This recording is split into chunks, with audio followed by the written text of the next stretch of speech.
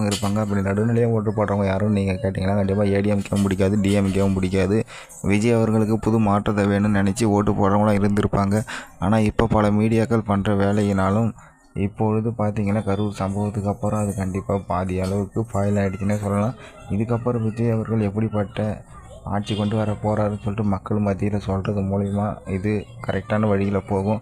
ஏன்னா இந்த நடுநிலையாக ஓட்டு போடுறவங்க ரொம்ப டேஞ்சரஸ்னால் ஆபத்தானவங்க இல்லை, ரொம்ப யோசிப்பாங்க. கரெக்டான ஆட்சி வரணும் அப்படின்ற மாதிரி யோசிக்கிறவங்க, தெளிவாக யோசிக்கிறவங்க, அதை தான் சொல்ல வரேன்.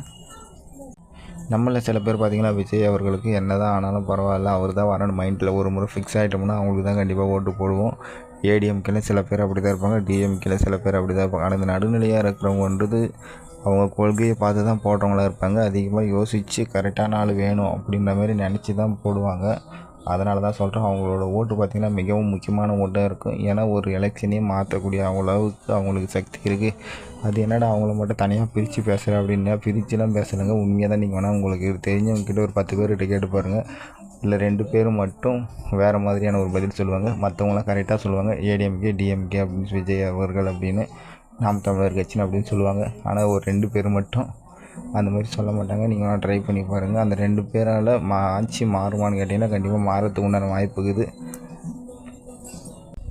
அதனால் விஜய் அவர்கள் இதுக்கு எடுக்க போகிற முயற்சி எப்படிப்பட்ட முயற்சியாக இருக்குன்னா, மக்களை பாதுகாக்கக்கூடியதாகவும் அவங்க கொள்கை